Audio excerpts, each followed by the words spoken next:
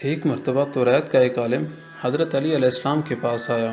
اس نے آپ کے سامنے 7 سوال پیش کیے اور کہا، آپ مجھے ان سوالوں کے فوری طور پر جواب دیں۔ حضرت علی علیہ السلام نے فرمایا، تم سوال کرو۔ اس نے کہا، آپ یہ بتائیں، وہ کون سا مرد ہے جس کی نہ والدہ ہے اور نہ والد؟ وہ کون سی عورت ہے جس کی نہ والدہ ہے اور نہ والد؟ وہ کون سا مرد ہے جس کی والدہ تو ہے مگر والد نہیں؟ وہ پتھر کون سا ہے جس سے ایک جانور کی ولادت ہوئی؟ وہ کون سی عورت ہے جس نے ایک ہی دن میں صرف 3 پہر میں ایک بچے کو جنم دیا؟ وہ کون سے 2 دوست ہیں جو کبھی آپس میں دشمن نہیں بنیں گے؟ وہ کون سے 2 دشمن ہیں جو کبھی دوست نہیں بنیں گے؟ اس عالم کے سوالات ختم ہوتے ہی حضرت علی علیہ السلام نے فرمایا، تمہارے سوالوں کے جوابات یہ ہیں۔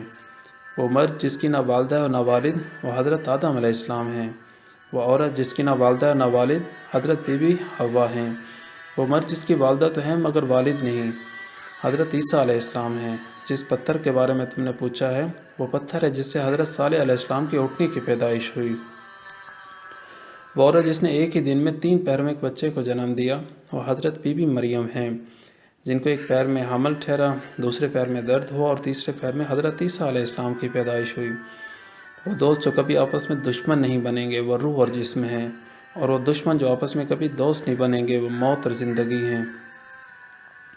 یہ جوابات سن کر وہ عالم حیرت کے سمندر میں کھو گیا اور کہنے لگا، اے علی، بلا شبہ آپ نے درست جوابات دیے اور واقعی آپ علم کے شہر کے دروازہ ہیں۔